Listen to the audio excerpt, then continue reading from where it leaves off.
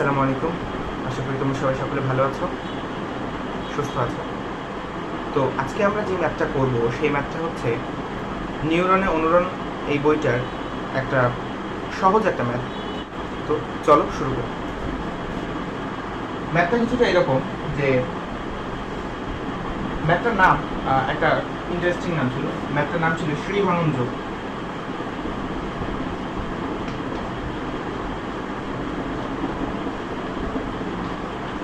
শ্রীভাঙন যোগ।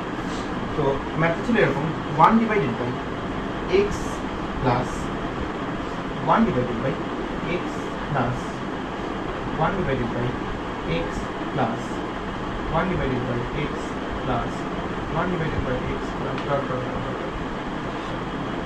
এই পুরো টার্মটার ভ্যালু তোমাকে ধরো দিয়ে দিয়েছে। আমি ওই বইয়ে কি ছিল সেটা আমার মনে নেই, কিন্তু ধরো তোমাকে এই ভ্যালুটার মান মানে এই পুরো টার্মটার মান দিয়ে দিয়েছে 2। এখন তোমাকে বলেছে সমীকরণ থেকে x এর মানটা সমাধান করতে। এখন তুমি এটা কিভাবে সলভ করতে পারো দেখো। এই যে অংশটা,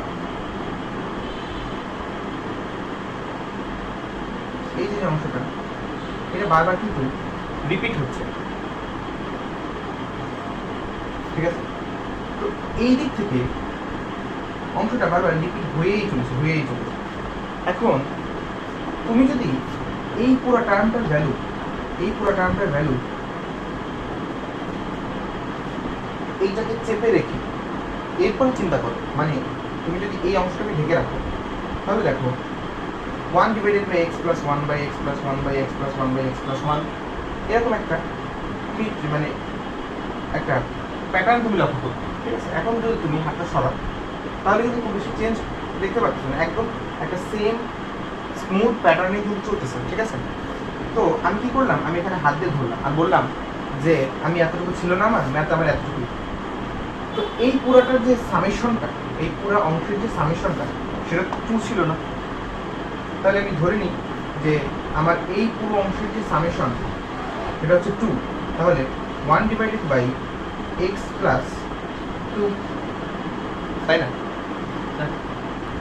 1 ডিভাইডেড x প্লাস 2। আমার এই পুরাটা যে কথা, অসীম পর্যন্ত গেলে এই একটা বাদ দিয়ে এই পুরাটাও একই কথা। এইটা হচ্ছে মেইন কনসেপ্ট এই ম্যাথের। ওকে, এটা বাদ দিয়ে কাউন্ট না করে এই এতটুকু পর্যন্ত এই একই কথা 2 ইকুয়ালস টু 2। হ্যাঁ, একটা সমীকরণ সমাধান করো। 1 প্লাস